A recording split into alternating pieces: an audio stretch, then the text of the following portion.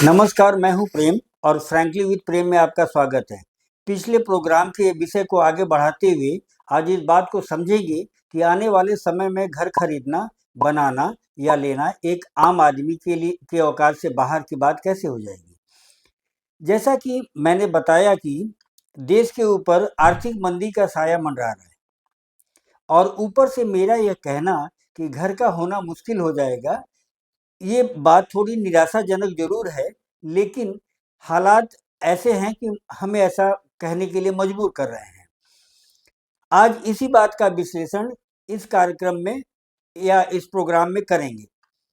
भारत में नौकरी की तलाश में पढ़े-लिखे बच्चे बड़ी तादाद में शहरों की तरफ पलायन कर रहे हैं।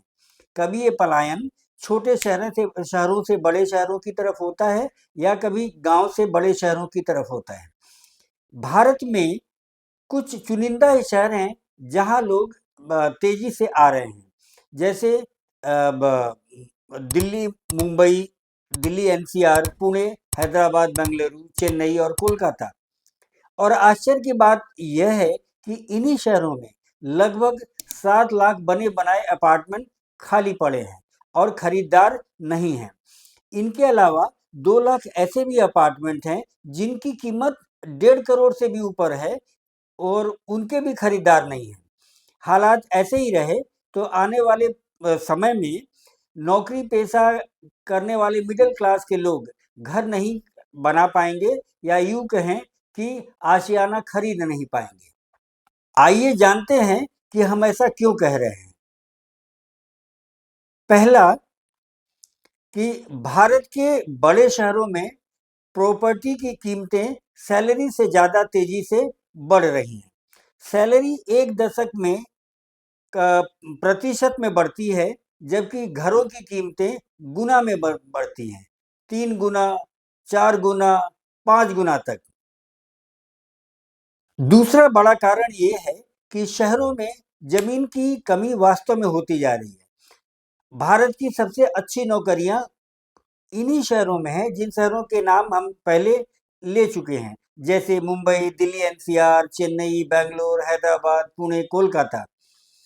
लोग इन शहरों की तरफ बड़ी तेजी से आ रहे हैं और इंफ्रास्ट्रक्चर का विस्तार उस रफ्तार से नहीं हो पा रहा है। तीसरा बड़ा कारण ये उभर के आया है कि रियल एस्टेट एक इन्वेस्टमेंट के का जरिया बन गया है। शहरी घरों की मांग का एक बड़ा हिस्सा पहली बार घर खरीदने वालों से नहीं आता है। यह आता है इन्वेस्टरों से, अमीर परिवारों से जो दूसरा या तीसरा घर बनाते हैं, एनआरआई से और उन लोगों से जो अपना काला और बिना बताया हुआ पैसा इसमें लगाते हैं। जब हम घरों को निवेश के तौर पर देखते हैं, ऐसी परिस्थिति में घर की कीमतें स्थानीय आमदनी से बहुत ज़्यादा अलग रहती हैं। खाली अपार्टमेंट भी जो हैं वो महंगे के महंगे बने रहते हैं, उनकी कीमतें कम नहीं होती हैं। डेवलपर्स लग्जरी प्रोजेक्ट बनाते हैं क्योंकि उसमें मुनाफा ज़्यादा होता है। और ये ट्रेंड आप गुरुग्राम या मुंबई जैसे शहरों के प्रीमियम इलाकों में साफ साफ देख सकते हैं। अब आते हैं हम इसके चौथे पॉइंट पर कि एक्चुअली ईएमआई का जो हिसाब किताब है बहुत जेब पर भारी पड़ रहा है। मामूली ब्याज दरें भी जिंदगी भर के लिए बहुत ज़्यादा लागत पैदा कर देती हैं।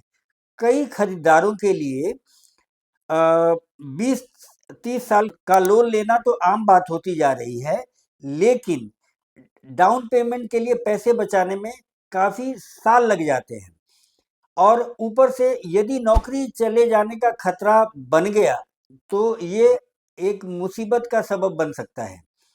अब ये देखा जाए कि यदि आम होम लोन दरों पर 1 करोड़ रुपए का लोन लेने का मतलब है कि समय के साथ से ब्याज के तौर पर लगभग 1 और करोड़ रुपए चुकाने पड़ सकते हैं। पांचवा, शहरों में जिन जगहों के पास प्रॉपर्टीज जैसे मेट्रो लाइनें, अच्छे स्कूल, टेक पार्क, हवाई अड्डे और पानी और बिजली की अच्छी और भरोसेमंद सुविधा है, औसतन इस जगह पर प्रॉपर्टी की कीमतें बहुत तेजी से बढ़ती हैं और क्योंकि भारत में इंफ्रास्ट्रक्चर की क्वालिटी हर इलाके में बहुत अलग-अलग होती है, इसलिए कुछ इलाके बाकी इलाकों के मुकाबले कहीं ज़्यादा कीमती हो जाते हैं। छठा कारण है कि कंस्ट्रक्शन कॉस्ट और रूल्स और रेगुलेशन की सख्ती डेवलपर्स को कई तरह की चुनौतियों का सामना करने पर मजबूर करती हैं। जैसे कंस्ट्रक्शन कॉस्ट, रॉ मटेरियल का कॉस्ट और लेबर कॉस्ट का महंगा हो जाना और फाइनेंशियल कॉस्ट का बढ़ता भार, एनवायरमेंटल क्लियरेंस, समय पर कंस्ट्रक्शन कंप्लीट न होना, जीएसटी और कंप्लायंस का बोझ और डेवलपर्स इन सभी भार का खर्च खरीदारों के ऊपर लाद देते हैं और उनसे वसूल करते हैं। भारत तेजी से शहरीकरण की ओर बढ़ रहा है। भारत में अभी भी करोड़ों लोग ऐसे हैं जिनके आने वाले दशकों में शहरी और अर्ध शहरी इलाकों की ओर जाने की संभावनाएं बहुत हैं। इसका मतलब है कि आवास की लगातार बनी रहने की मांग, खास तौर पर रोजगार के केंद्रों के आसपास, ये इसका डिमांड बढ़ता ही जाएगा।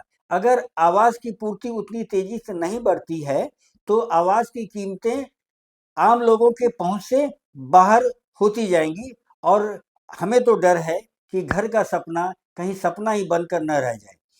जाते जाते यही कह सकता हूं कि ईश्वर करे हमारी सारी बातें असत्य निकले और आपके घर बनाने का सपना पूरा हो। आज के लिए बस इतना ही। अगले प्रोग्राम में जानेंगे कि भविष्य में काम की किल्लत कैसे और क्यों होगी। मेरा यह विश्लेषण कैसा लगा, कमेंट में ज़रूर बताएं। कमेंट में किस बात पर चर्चा आप चाहते हैं, यह भी बतलाएं और चैनल को सब्सक्राइब करना ना भूलें। धन्यवाद, नमस्कार।